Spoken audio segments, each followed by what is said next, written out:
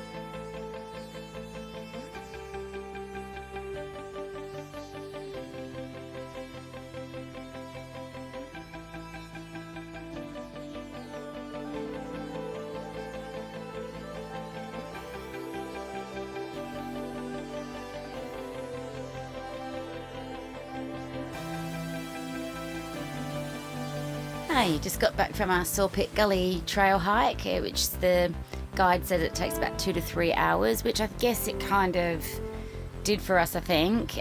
We stopped at the top of it for maybe 20 odd minutes, but it's a really nice walk that you leave from the car park of the Chinese settlement in Arrowtown, and you go anti-clockwise, and it's got quite a decent steep ascent up the hill, and then you get a beautiful view over Lake Hayes. So that kind of forest is quite dense. There's a little bit of a creek that runs along the left-hand side of you, and then it opens up to views over Lake Hayes, which is where we sat up and had an apple and enjoyed the view. And nice. Yeah, it was really lovely. And then it was another probably hour and 15 further on that, and then you kind of come transverse and come around the other side of the hill, which is called German Hill. Comes down, and then the scenery and the vegetation changes again to what's typically seen, I guess, in central Otago, where it's stony outer crops with beech or whatever it's called, the vegetation. A bit of some spiny, prickly plants. You've got to be careful of that. And then it follows this creek down, which is pretty cool. So you've got to kind of jump over the little creek and go through, step on stones through it. So that was pretty nice. Yeah, you need to be quite mobile, don't you? Yeah. Good footwear. And then it comes past all kind of like slate kind of territory, and they used to pan for gold, I think, in these parts. So it's got gold mining tailings, I think they called the rocks.